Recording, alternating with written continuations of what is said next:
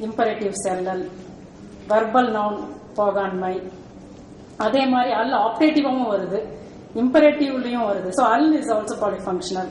ஏல் இல் is also use in the meaning of not having besides with the meaning of not. The occurrences-உம் ஃபங்க்ஷனும் கொடுத்துருக்கோம். So லெக்சிக்கல்லையும் நிறைய இருக்கு. ஸோ அது போக negative is also expressed syntactically. Periphrastic constructions are also used. So அதுலேயும் பார்த்தீங்கன்னா அதுலேயும் நிறைய எக்ஸாம்பிள்ஸ் இருக்கு on page number 9.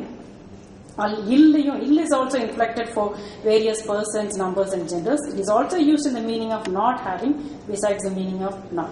The main and focus வந்து இந்த modality and negation, negative modals எப்படி இருக்குங்கிறத பார்க்கறது தான். அதுல பார்த்தீங்கன்னா epistemic useல ஆகாது and கூடாது are used to express epistemic possibility in the negative sense.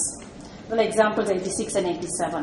Participant internal inability, இயலாது and ஒல்லாது express participant internal inability, and they do not have the scope over the modalized proposition as shown in 88 and 89 on the screen. So necessity, the irregular negative finite verb of the modal vendum is venda. Negation has a wider scope than modality. Alaya venda. So nenjam varunda venda. Nare examples ella vendam da varudhu. So then participant externally non-derivative sense same venda use பண்றாங்க. So in classical Tamil பாத்தீங்கன்னா epistemic, participant external and participant internal distinctions of modality are quite distinct. இதுல almost எல்லா இதுக்கும் corresponding negative இருக்கு except one.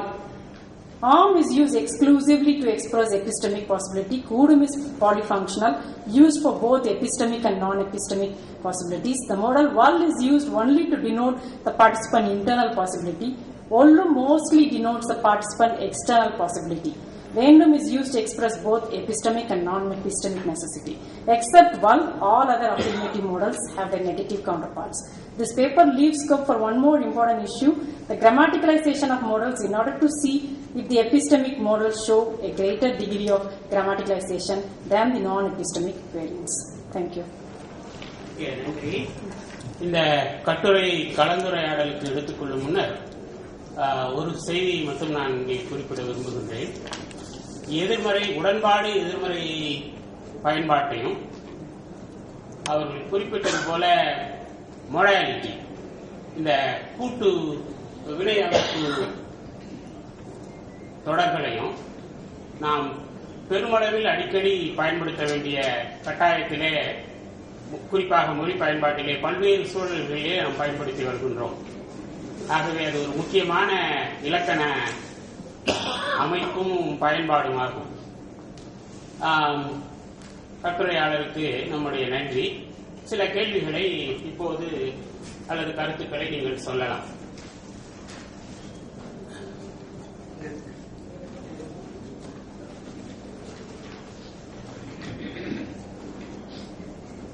ஏதேனும் கேள்விகள் உண்டா?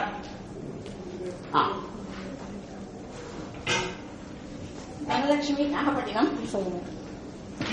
அடுத்து அவர் உதாரணம் கொடுக்குறீங்க. பசலை உண்டிய வேண்டும்,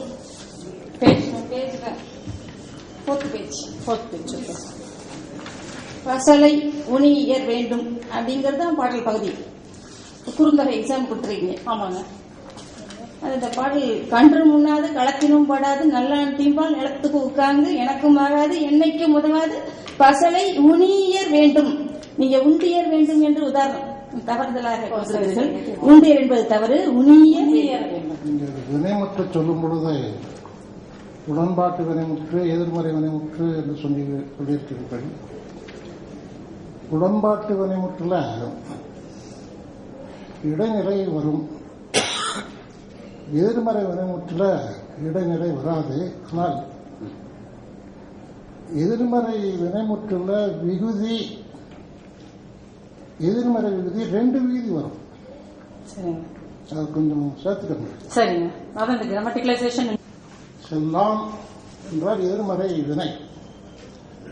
அதை பகுவத இலக்கணப்படி பார்க்கும்போது செல் பிளஸ் எதிர்மறை விகுதி ஆ, இன்னொரு விகுதி ஆம்.